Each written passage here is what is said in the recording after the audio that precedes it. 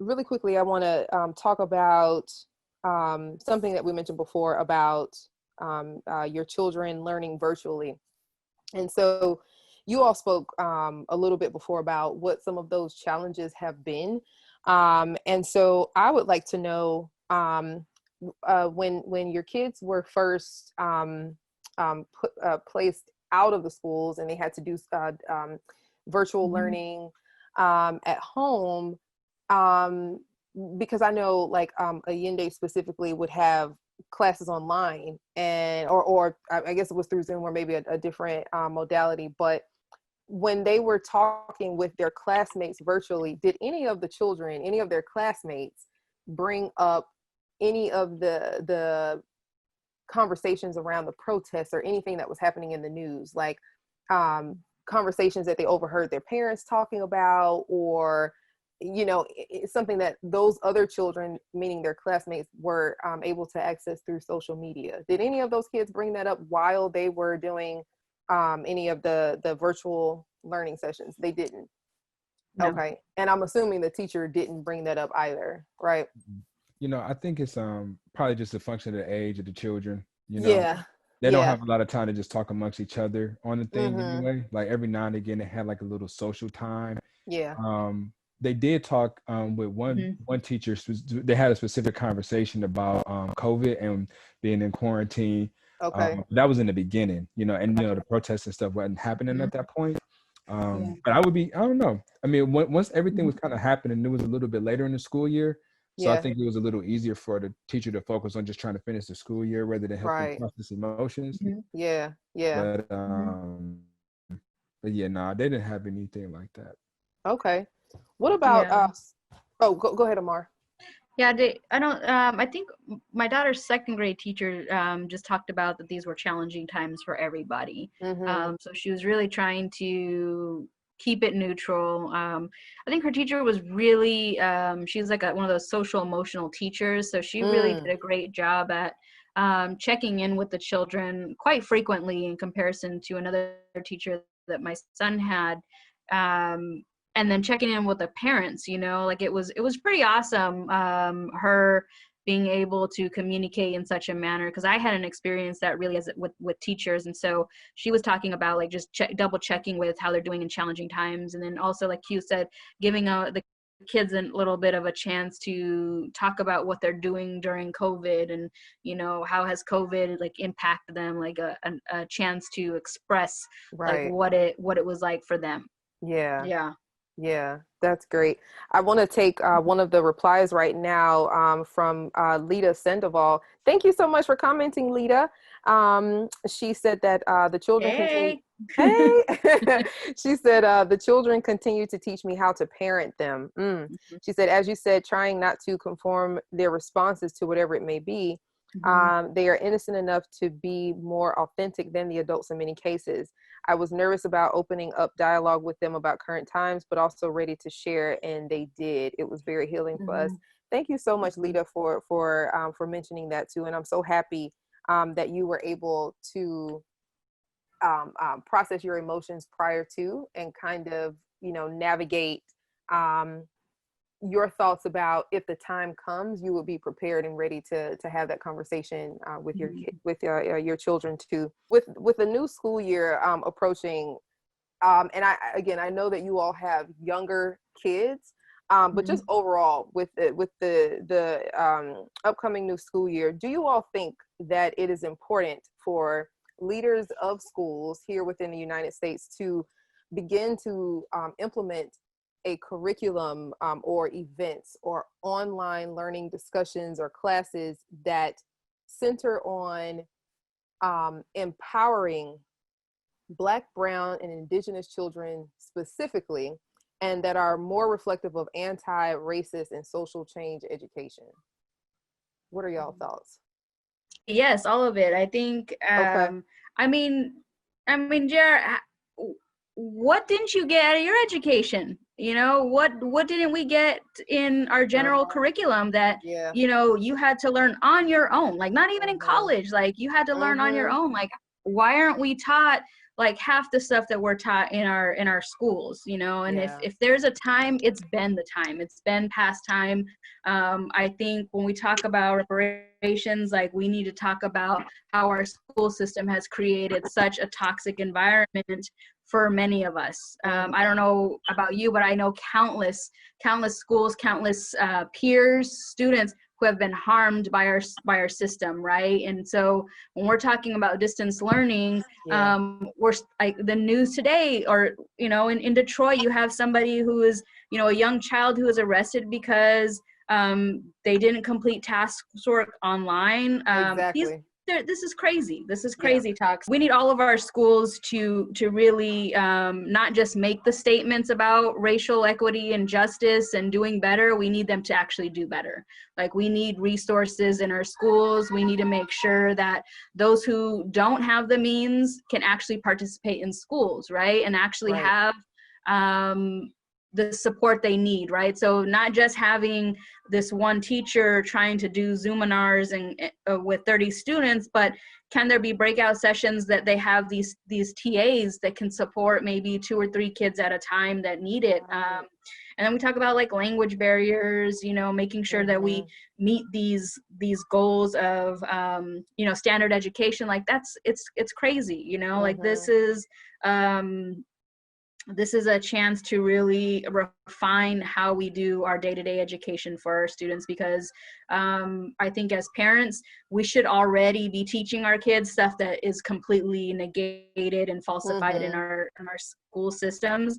It's been past due. I think we need to it's been past due, and I think I kind of mentioned it, is creating a space to really go above and beyond the historical curriculum that's continuously pressed.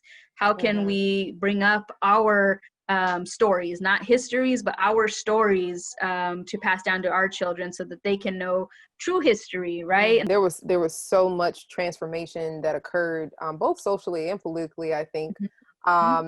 In at the end of May and the entire month of June, I feel, you know, from these colonial statues being completely torn down, and that's been something that's been going on even throughout this month, July, as well, like not just here within the US, but also in the UK, for example.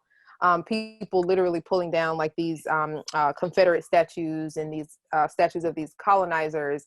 And now more multinational corporations are, at least on paper and on their websites, they are making commitments and organizing campaigns that are more anti-racist and more inclusive fundamentally of Black people, of brown people, et cetera, et cetera. But again, I am curious to see what the one of the most important institutions here within the U.S., meaning the U.S. education system, what that is also going to look like. So if people have, you know, torn down these structures that have been constant reminders of racism and colonialism, et cetera, et cetera. Oh, perfect. Then my question is, are they also going to do that to the curriculum as well? You know, so yeah, I'd be curious to see what that looks like in this upcoming school year. And also, how will teachers be trained in order to implement this new curriculum or these new events or these new, you know, classes for all children? And also, Amar, you mentioned something before about you and other family members and friends organizing to ensure that it's not just history that's told, but actual stories where, you know, Indigenous people, brown people, Black people are not on the periphery of history, right? But where we're centered and a part of it. Absolutely. Yeah, go ahead. Quinton is like all day, of course. You know, all right. This is what we talk about. I mean, hey, again, like let's this. Get it.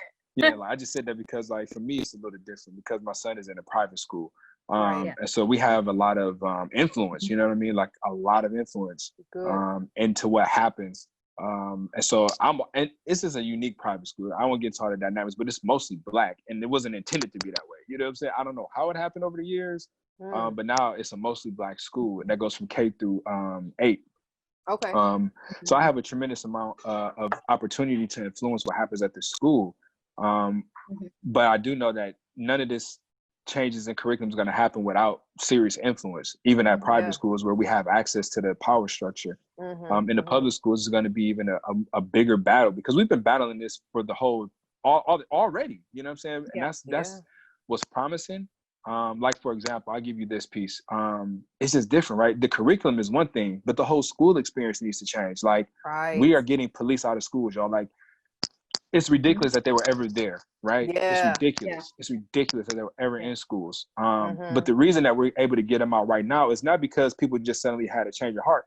There's been people on the ground working around removing police from schools all across the country for years. So, like, sometimes, like, when we see this stuff happen now, it seems like a spontaneous thing. Like, oh, wow, look at this thing that happened because of this. Like, no. This is the impetus that allows that door to be open, but we got to recognize that people have been organizing in our communities for a long time for that. Same with the education curriculum. So now this is the time where there's an opening to really push psychically some of these shifts in terms of how the curriculum is taught, because it's basically we're sending our kids to school to learn the myth of white supremacy. That's it. That's it. At the end of the day, everybody comes away with this idea, even especially white people, like, oh, we did everything of substance in the world ever. That's fucking ridiculous and dangerous, you know?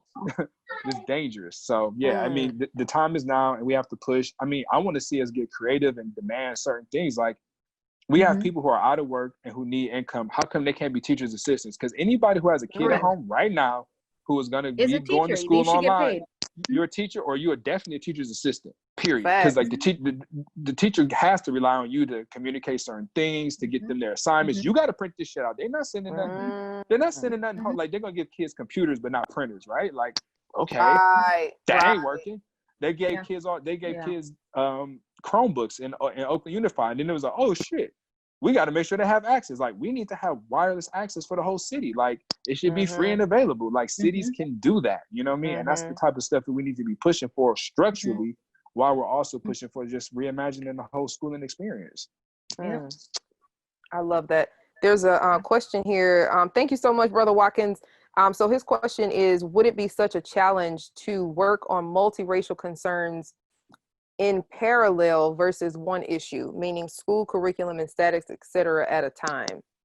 Did I say your question correctly, Brother Watkins? I hope he's still watching.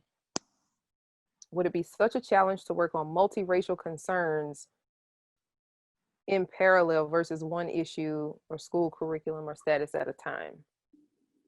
I mean, I think if I don't know if that's the right question that he was trying to ask, or I don't know. My thought is, this is all connected, right? This is all intersectional, where you see all of these connections between harms in our community, and when we're talking about our children in our education system, we can break these things down. Like, we can actually talk about this and give our children like that dialogue to communicate really, and see that what we have been fed for so many long, because I'm a product of our public education system, but I had parents that had that, you know, who had been college educated, but also had strong parents that were telling them that these were your histories and these are the things that had happened and these are the things that we're fighting for. It's not necessarily what's written in your history, because I can literally think about high school history and pull out the lies that were, you know, completely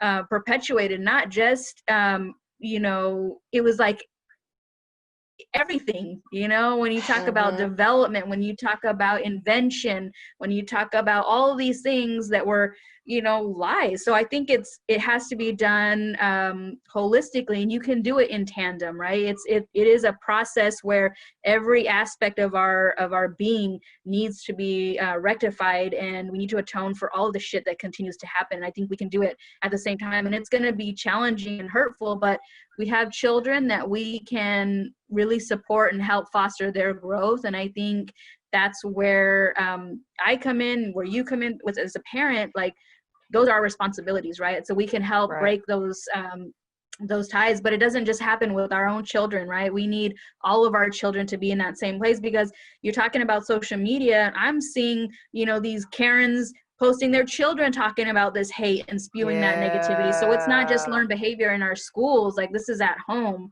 right? So it has to be done in tandem. Like you can't just be like, we can only teach these one things in schools, or we can only do this one thing at home or in our workplace. Like it is all connected. Like we can no longer like exist where everything is siloed. It has to be, you know, connected. And I think I see you, JR, and I see you, Quinton, living that life in your own work aspects, right? I feel like I'm a little bit different working for state government, where a lot of times it is completely separated, and so you have to make sure that there's a cohesion happening, and those intersects are really talked about. I think at Great Lakes, and not just talked about, but actually put into motion.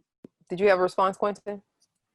I mean, just, you know, thumbs up, +1 on all of that. The intersectionality of it, solidarity.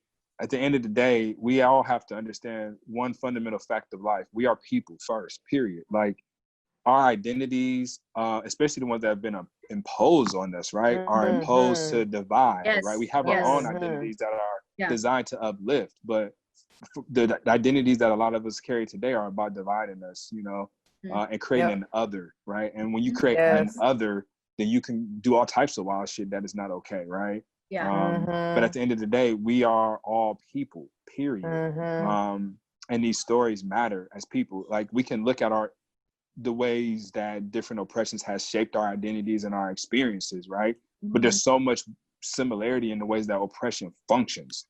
Absolutely. It would help us to understand that, not like, oh, you're more oppressed than me, or you're not, you don't have this struggle, or I got it harder. Like that's just ridiculous. The oppression games. Right. I was gonna say the oppression Olympics. Like, hey man, we've all been effed None up, of it is fun. Like it's all it's not fun. Right. And none of us should want the trophy of who's been more oppressed than the other. Like I know I damn don't. You know what I'm saying? No. And and you know, the fact that because just like, you know, you, Amar, and Quinton as well, like, you know, I also went to Atlanta Public Schools, and so I'm a product of Atlanta Public School Systems, and that curriculum was and still is heinous, like absolutely heinous. And if it were not for my mom being college educated and you know, what she did was really supplement a lot of our education outside of school by, I mean, you know, in our house, we had a ton of books that she owned and that she read about things related to, there's a 2-volume book actually, and I believe that the author's name is Ishaka Musa Barashengo, and I'm blanking on the actual title, but essentially it deals with the myth of European holidays, or deconstructing European holidays. And so like that was a part of my identity as a very young person.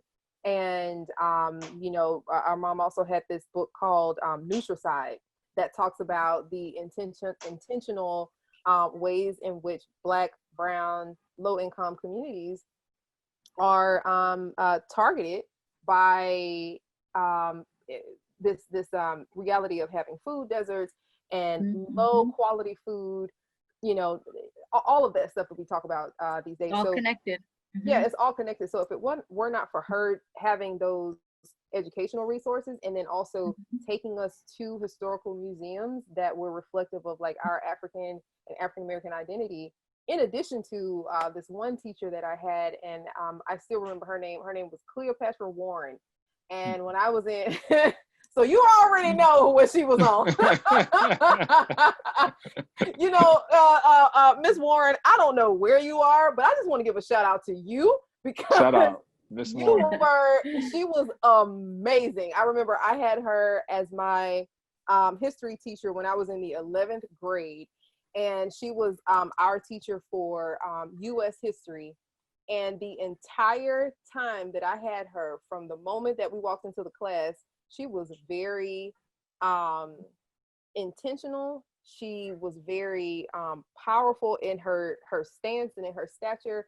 And she made sure that we walked out of there knowing our true, authentic American history. And she was like, we are not going to start where we just end up on the shores of the Americas as enslaved people. She took us way back.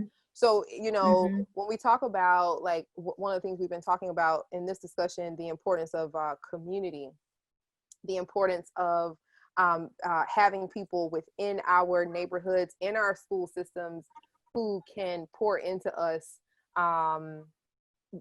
this nurture and this care that is very much rooted in our identity, very much rooted in our spirituality. Like, you know, it's all a part of that too. And I feel like the education system is a big part of that here within the United States. And if we are talking about dismantling all of these other white supremacist structures, we are going to have to do the same thing with our American school systems too, because they are one of the largest conduits next to religion and next to multimedia that constantly filters these messages of white supremacy, anti-Blackness, anti-brownness, sexism, homophobia, transphobia, and the list goes on and on and on.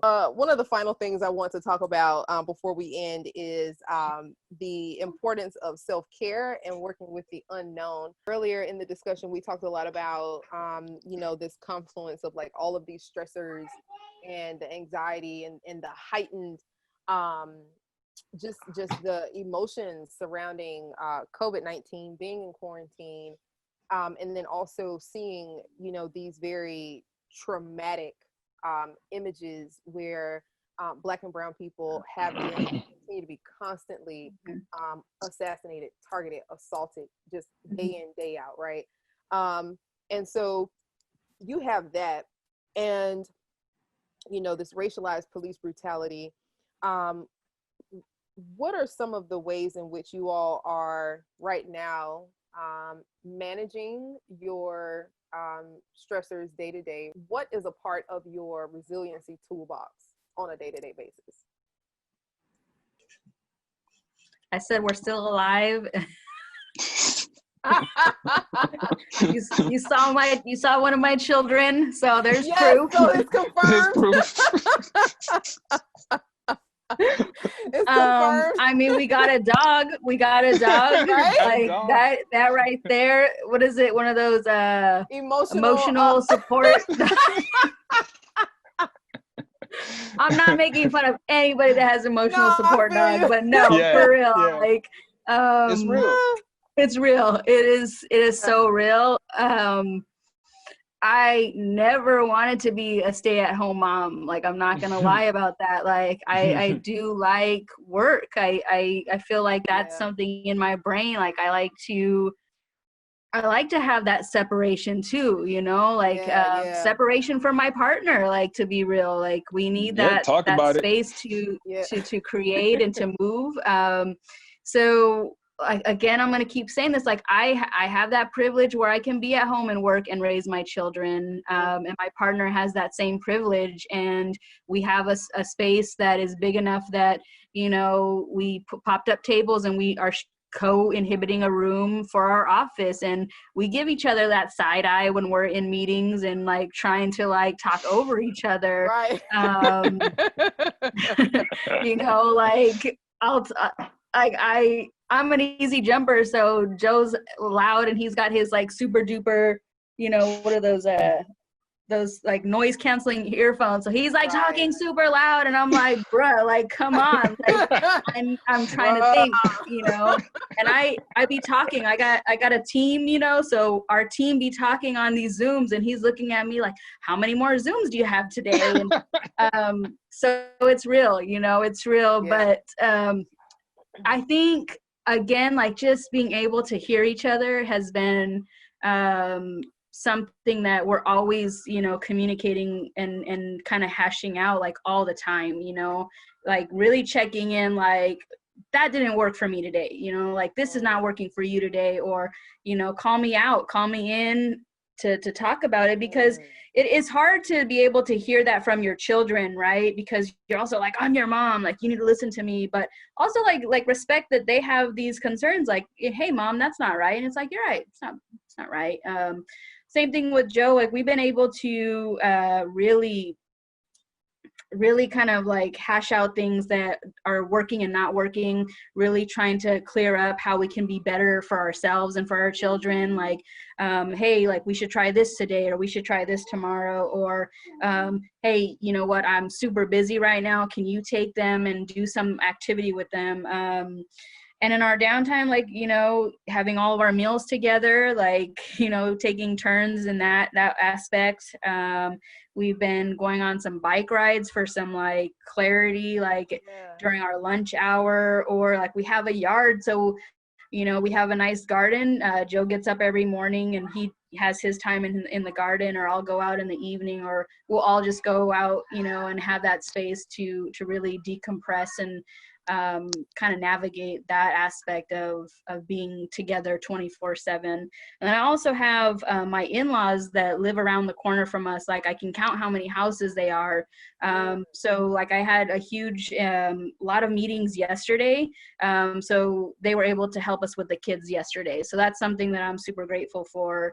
And then my mom, she was able to help us out through like almost the last part of June with the kids. So it was extremely busy for me and Joe with work. So she came up and she was like, I'm gonna take your kids. And she was, you know, she was maestra nana, you know, the kids were like on schedule and they had these things. And so it's just been able to like really kind of be open about our communication. And I think part of what has worked for us is like Joe and I are, as a partner, have had this communication like for quite some time. Like we've been together for, I don't know, nearly 18 years.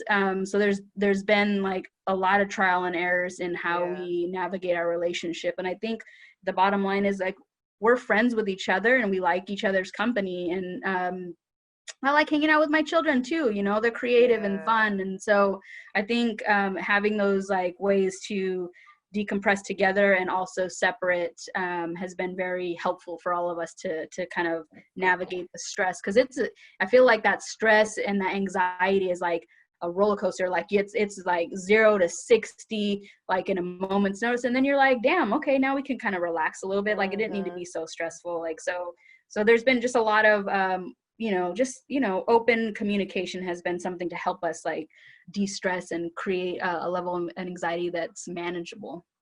That's so good. I love that too. Like your friends with your partner, friends with your children, and you actually like each other. Like that's something that people we gotta return to that. We gotta get back to that, you know. Amar, you almost took the words right out of my mouth. I mean, you know, that's it. Like we've been I've been with Martina, shit, we've gone on 20 years being together, and we've been married for 12. So, you know, we just have a deep foundation there, you know what I mean, that you just can't build overnight. But I tell you can start any day, right? Like, you don't have to wait, you know what I mean? So I just encourage people to start building that relationship with their partners and their children. And just two things, two mantras I got. One, that's for this year is expect the unexpected and nothing will be the same. So I keep telling myself that when shit happens, I'm like, what? I'm like, wait a minute, dude, remind yourself. Expect the unexpected. Nothing will be the same. I just feel like we have a false sense that something is going to change quickly. Like when this started and I wasn't sure about all these things, I had a friend tell me, because he's like a biologist, science guy, he's like really following these things. And when this popped off, he was like, yeah, Q, we're going to be like this for like 12 to 18 months, maybe even 24. I looked at him like, bro, you tripping. Like, I know you were like, I'm like, you always come with some worst case scenario shit. That's what I was thinking in my head. Like, bro, you always come about the worst case scenario shit. You weren't lying though. He wasn't lying. So like, you know, we got to ease into that and be like, okay, look, this is what it is. Ain't nothing stop thinking even that things are going to be normal. Normal sucked anyway. Just be real. It did. It was real shitty. We needed that disruption. I feel like it's unfortunate, but we as human beings, we always somehow have to experience these massive disruptions in order for us to actually like wake up, right? Because we've got all of these systems of distractions and living in this bubble of an illusion, of this false sense of security and so many other things where it's like, we're not living in divine alignment with who we really are. So we had to, and it's terrible because it should not have taken this for so many hundreds of thousands of people to have their lives taken from them.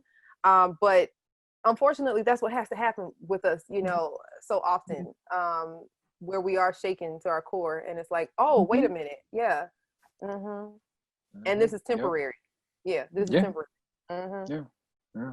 I think the other thing too, like Q is expecting the unexpected, because even like in your just like if you have these relationships that have been built, even like your family, right? Like we all change, we all grow up and change in different like fields, you know, and different projections and in different like paths. And so being able to like hear somebody and sometimes also like not internalize that as like somebody being like a certain way that you don't like has been something I think in the last like 3 months that is really like ongoing cycle in my head of people say things or you're growing in different manners. So like I don't have to internalize that. I don't have to harbor any ill will. Like let somebody be, like that's not my life, you know, like me, I just need to worry about my own life. And then just know that like we change like all the time. Like we're learning and unlearning these things. And so our kids, like my kid likes pizza one day, they may not like it tomorrow. And you're like, I just made pizza. And they're like, I don't like pizza anymore. I'm like, all right, like then don't eat it. You know, I feel like, is it Scar on the Lion King? Then starve. Like daily. Oh no, not a restaurant. The Beast and Beauty and the Beast, but I guess. Oh yeah, Beauty and the Beast, then starve. 90s, that's 90s kid shit, right? Yes.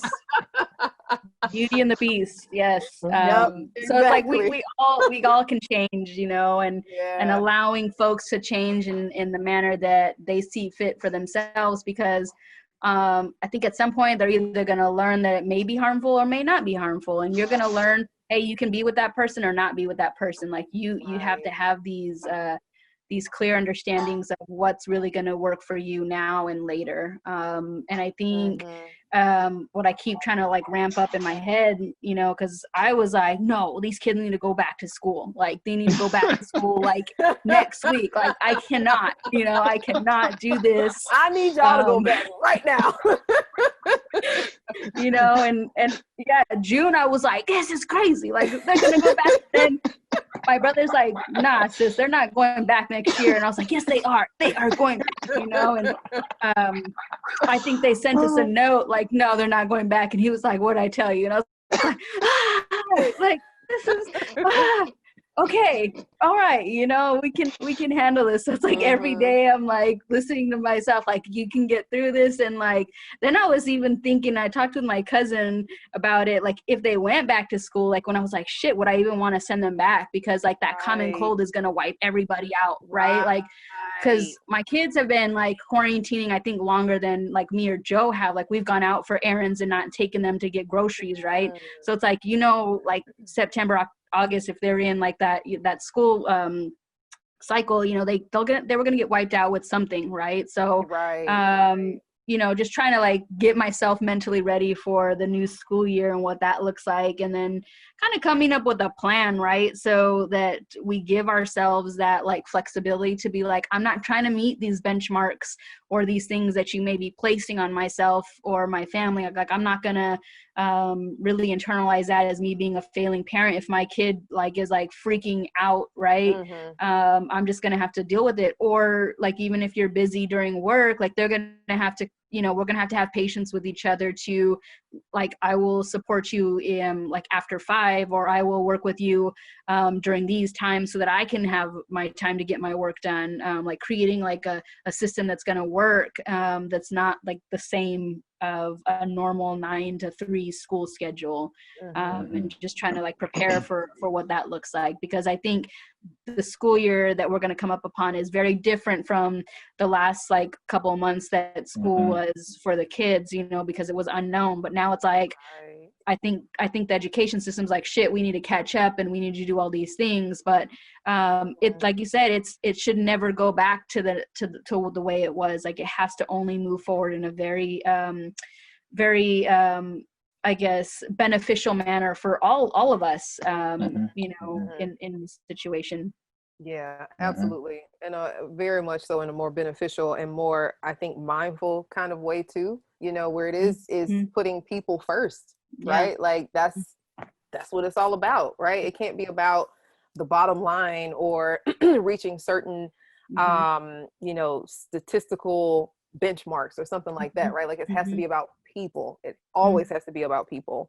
Are there any specific sort of resources or tools that you all are using regularly or daily to help your children to strengthen their own internal resiliency, you know, and being able to, I guess, drop into their own self-care, like how they manage stress? Like some, you know, I've seen a lot of resources online and various tools where they have like yoga for kids or you know, breathing sessions for kids and things like that, and it's very age appropriate. So are you all doing anything, not necessarily like that, but anything at all to help your children manage any of their emotions during this time? Interestingly, you know, for us, it's not even, for me, I don't have anything specific, you know, and it's something that I've been thinking about. I'll just throw some ideas that I saw and I'll say how it works in our household. One idea I saw that I was thinking about is I saw a person, a mother on YouTube who had a child, and I think she had saw this idea from somewhere else or whatever, but she recreated it. It was called a calming corner. So she hooked up an area in the house where there, you know, whenever the child had, you know, different behavior issues, she said, go to the calming corner, not just time out, right? Like go to the calming corner, and it's things over there for the child to use, you know, things like, you know, stress balls, books, you know, crayons, you know, things to help them process, you know, those big emotions. That's something I've been thinking about trying. So shout out to that person. Great. I thought that's a good idea. We have great communication, so it's a lot of it's done through just talks and conversation. The other thing is, during the school year, his teacher actually gave him some tools. Like, it wasn't just straight academics that they were doing. Like, sometimes they would have these breaks and it would be like called Go Noodle. Like, there's like an app, I guess, called Go Noodle, and it's got all types of different activities kids can do. And one of them was like this mindfulness kind of breathing part, and he really took to it so much so that sometimes he'll call us to do it, right? Like, hey guys, let's, you know what I'm saying, let's do some meditation, let's do some melting. Like, it's these kind of like audio directed, you know, activities. Then he has another app on his tablet that I like called Epic Games or Books or something that, and it has a lot of videos. Go Epic. Go Epic. You know, I think it's a really cool app. Have a lot of great books on there. But yeah, he's kind of found his own thing. And the last thing for him, you know, it's just about knowing your child, right? Like, my son loves basketball. So like, we have a basketball hoop at home, like, you know, the little one you put on the door. He will do that shit for hours. I know. Like, and he does it when he gets upset. Like, sometimes we be in the living room, like, all right, bro, you know, you turn off the tablet, you've been on it too long, or do this thing or whatever, or he'll get mad that we can't do certain things. He'll just go to his room. That's how he blows off stress sometimes. So, you know, but I am looking for some more specific tools, but those are just some of the things that happen in the house. I love it. I love it. I like that calm corner. Anala's teacher had a peace corner in their room. So their peace corner was like a time, like if you needed to, like if you were just having a moment in class and you just go sit down by yourself. Like, she had books and some coloring stuff and whatnot. Or it was supposed to also like if you had conflict with like one of your friends, like take your friend to the peace corner so you guys can hash it out in a very productive manner. So Anal actually created one in her room for both of them, like where they go and play. They don't use it as often as like she wanted to use it, but it is something that's like, y'all need to take a time out either there or like away from each other, you know, because they get into it and they need their own space, right? Like they need their own space sometimes. They do use that Epic. So the teacher provided us a link for that Epic, which was, it's like it's always like an online book, like a book library that they can read, have it read them to me, and then like no, like on Epic, like how to make dog treats now and cooking little things.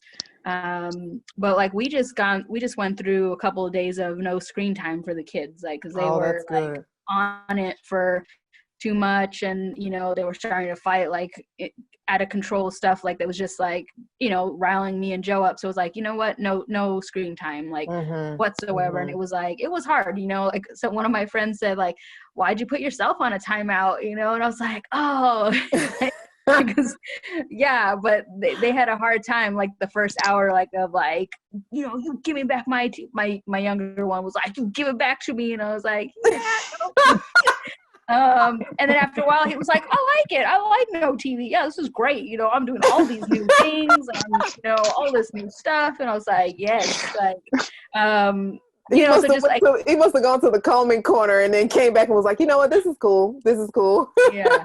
yeah, he just had to stop himself, you know?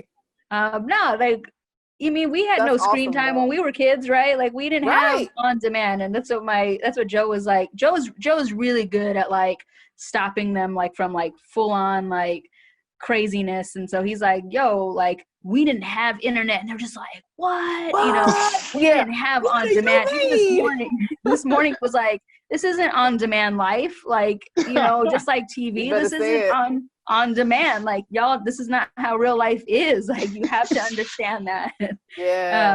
So that's just kind of, you know, the other tools that I want to tap back into is last year our kids did a 1-week camp, and it was a very different camp. It was like a chakra and healing camp. They went from 9 to 3, where they practiced like learning their chakras, and then they did like some like making like helpful tonic drinks and snacks in the afternoon, but then that's also amazing. like how to like understand their own like emotions during this like, you know, learning camp. It was, I can't remember what it was called, but it was specifically for like I think 7 through like 14, and they separated them if they were older kids, and it was led by 3 moms, I believe, and it was just really awesome. Like my son, he like loved it. He was like, I know what my heart chakra is, and you know, naming, like he was like you know, I was like, yes, you know, and like telling us like, you know, you're hurting my heart chakra. Okay, I'm sorry. He's like, this is not good for my chakras right now. It's ugly. I don't like that, you know. So I'm looking for something like that again. But yeah, I just, you know, allowing I think I posted it like on my social media, is really trying to unlearn like that no language, like getting out of my immediate response of no. Like I am constantly like the no person, like, and Joe is like fun dad, like he's super like, all right. I'm just like, no. Which is crazy because my mom was so like open and like always letting us create and do these things, you know, like I don't remember her saying no, and I'm like, why am I doing this, you know? And my daughter is always like, I'm gonna put glue all over my face. I'm like, so it's like, all right, like let's not say no. So we've been practicing that this week for me, and then allowing just them to do like, what do you want to do? Okay, sure, you know, like let's put makeup on, and you can do my makeup, and I'm not gonna wash it off for an hour. I love it. Yeah, painting is always something that we try to do. So setting them up with paints and, you know, letting them paint or color. but yeah, just trying to like have some creativity space for us works well. I think that's a great outlet for anybody. And a lot of people say that they're not artists or they're not creative. Like, yo, like that was told to you as a kid that you didn't draw that well, you know, and you should just get some colors and start, you know, putting it down, or pencil and doodling. I think we're all artists, and that's a really good outlet for all of us. I 100% agree. Yeah, I love that. I think we need to, as adults and for those that are parents, like, you know, go down that rabbit hole of rediscovery again, right? Like every person that has ever lived and every person that is currently here and that will be born and live in the future, like we are creative by nature. Like that's what we do. All of our movements are about creation. And if it's not, you know, in the form of like visual art, then cooking is a form of creativity, right? Like, you know, the way that people plate their food and even how they cook, or gardening is creative. And everything is about creativity and ritual. And I think that that's a part of colonizing our minds and our realities too, you know, because we've been so assaulted by this whole how can I say it, just like anti-creative, you know, type of structure and type of mindset where everything really is about it, our day-to-day way to do it. Right. I think our day-to-day movements are embedded in like something being transactional, where it's like, you know, it's economic, and it's like, well, what am I getting out of this? What's the, you know, and so that's the best way I can form it right now. But I think it's so important for us as adults to do that, for parents to do that, and to create a household where there is time for free play and creativity, and where there is no structure to it, right? Like it's just it's you're free to be yourself in that moment, you know. Yeah. And it I feel like it does help children to release any kind of stress that they may have, or just that heightened energy, right? Because kids have a lot of energy, you know what I mean? And it helps them to kind of like release it, and also release the excess energy, and then kind of recalibrate it and redirect it in a more productive, or like a conducive kind of way, right? Where they can focus more on things and just feel more centered, you know. I just want to take another comment from our amazing friend Lita. She said society is pushing productivity, and one of the constant questions is, how productive were you? Was it a productive day? Being productive is important, but it can easily be blocked if we are not allowed to creatively express ourselves. Creative expression is our key for our home. Girl, Lita, you better preach it, okay? Because she is speaking nothing but truth. What advice do you all have for Black, Brown, and Indigenous parents raising their children during these precarious times? Any kind of advice that you all have? And you know what? I want to say advice or encouragement. Okay. That's what I'm gonna say. All right, cool. I'm about to say, I don't know who I am to be giving nobody no advice. You know what I mean? But you know what I'm saying? That's my bad. That's my bad. I'm trying to listen to my own advice. Right. Daily reminders. Stop saying no. Right. Let them not eat. They're not starving. So I'm gonna use the word encouragement, because, you know, just like what we were talking about before with the importance of community, this is a community here, and you know, we vibe off of each other, and so any kind of encouragement that you all have for Black, Brown, and Indigenous parents during these precarious times, please feel free to share. Word. I mean, you know, I mean, it's really along the lines of what Amar was saying earlier. Like, for me, the way that we're gonna really be able to get through this moment as non-white people, I mean, I don't know about white people. I don't know how they relate to the world, you know, I don't know. But for us, I think it's very important for us to block out some of these systems. Like, if you are something, like, just try to make the best of this situation, because like in the chaos of all of what's happening, there is some opportunities here.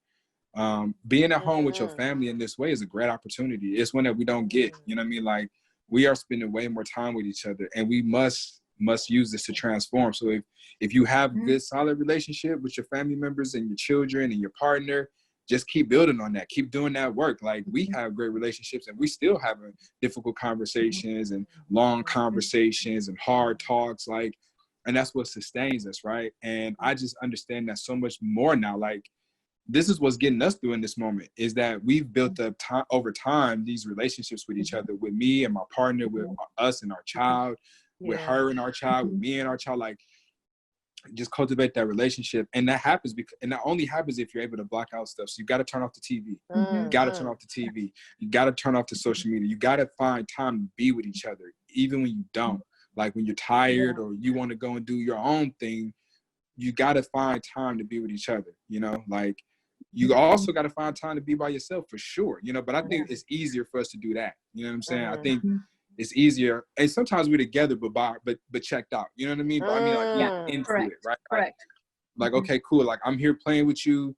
Sometimes I'm not gonna want to. That's facts, you know what I'm saying? But a lot of the times I got to figure out, like, how do I really be all in this moment with my child, because it's good for the child and it's actually good for me. It's actually good for me, you know? I would say make sure as non-white people, we are going outside. Like, being in the house is is not okay. Like, that's not humans. Like, we weren't born in houses like that. You know what I'm saying? Like, we are outside. We are animals too, right? Like, we belong outside. We need shelter for the conditions when it's too hot or too cold or rainy or something. But, like, we're supposed to be outside. So get outside with your family, you know, wear your mask, do your social distancing, you know, find places to go. Like, unfortunately, our relationship with the natural, quote unquote, natural environment has been difficult because of segregation and racism. However, we got to still figure out a way to get out there. Like, we went for a hike last week with some of our friends, and we did social distancing and wore masks and stuff. And it just was a reminder to me about how healing outdoors in nature can be, and how it's probably even more important for us to be out in nature now.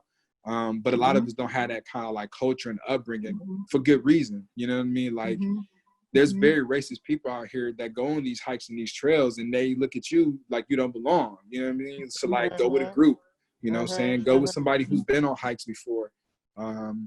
But yeah, just unplug and spend time with each other, spend time with yourself, for sure. Get some sun, get some air on a regular basis. You ain't got to go out every day, but go out routinely. Like, we try to go out at least once a week and get some air, you know, some sun, and just be with each other without screens and without the news. Because, like, when you go outside and you're on a trail or you're at the basketball court or at the playground, you can forget that some wild shit is happening in the world. And we need that, you know what I'm saying? We need that for our mental stability. So, yeah. The sun is still your friend. The sun is still your friend. Wear some sunscreen, but it's still your friend. Despite what they tell us, we need that sunlight to hit our skin and to hit our pineal gland. So real life happens offline. That's my motto. There it is. I would add to that, Q, because that's all of it. Like, you know, being able to actually be with your children, or your partner if you have one, like, to be with them, not just like lay next to each other and tune out, like to really be with them. Because that's a constant reminder for me, is I can be with my kids, but I'm still thinking about work, you know, or I'm still, you know, doing all these tasks and planning in my head. And it's always like just a constant reminder for me to, like, stop, you know, like, repeatedly in my head, like, stop doing that and just be here, you know, stop doing that and just be. And Joe's really good at reminding me to do that. And I think being with your children, and allowing them to, like, be creative with you, like, you start laughing more, you know, like, you start being able to enjoy yourself more. And it is very important to have your personal space, like, and be in that productive personal space, like, without your screen, without your work stuff. But, like, you know, being able to take a nap sometimes by yourself is very healthy. Also, like you said, just being outside, like, being outside is great. Like, walk around if you have a yard, barefoot. If you go for a park, make sure it's nice and clean, but put your feet in the ground, and allow, like, that healing space to happen. But like for real advice, that I try to just think about. Like, I think about like those support networks, because we're on this social distancing, but someone's reframed it to be that physical distancing. Like, our people are still there for us. And I think about folks that, you know, maybe raising their children on their own, or don't have children and are literally isolated by themselves. Like, what does it mean to be in this environment? But like, you know, reach out to the networks that you have already, right? Like, if you were going to have drinks with somebody, why don't you give them a call or text them and say, hey, I do need help with this. You know, ask somebody for help that you know can safely provide that help, or like lend an ear to you to talk. Because I think about a lot of folks that don't have support networks in their home. Like, how do you be resilient is making sure that you can ask for help and that help will be received, right? And sometimes it's not even asking for help. Like, it may just be like just saying hi to somebody, you know, checking on your friends. Those things I think about for our family members, or our friends that are raising children on their own.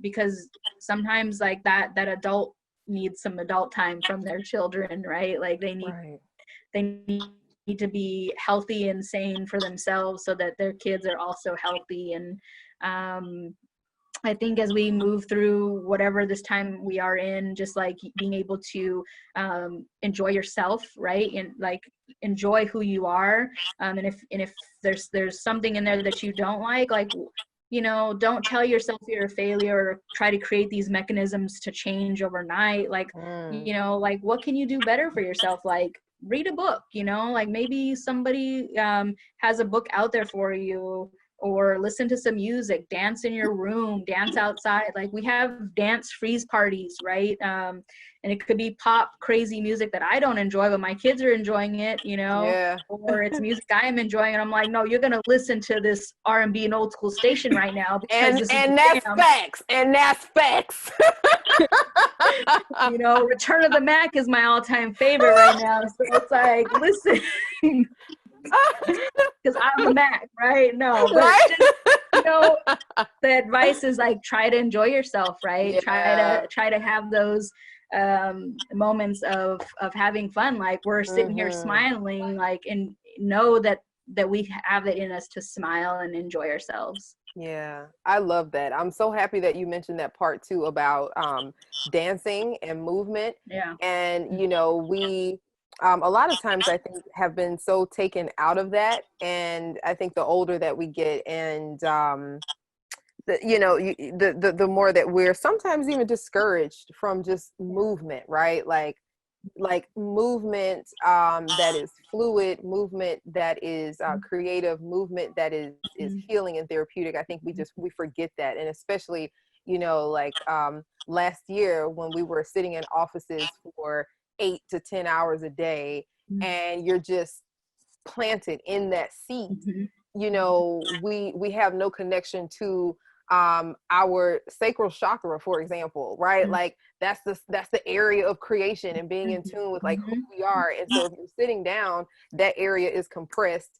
And if you're not moving, then you're not connected with your spirit, you're not connected with your mind, and you're not fully integrated in your body too. So I love that. I love that advice. Movement, go outside, being mindful, and also giving space to yourselves as individual people, and having compassion for the fact that, having non-judgmental compassion for the fact that, yeah, you do need alone time, and there's nothing wrong with that. That is actually therapeutic. It's self-care. Everyone needs that.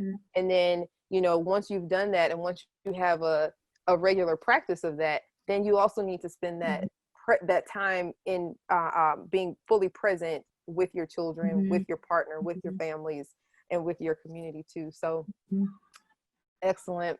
Thank you both so much.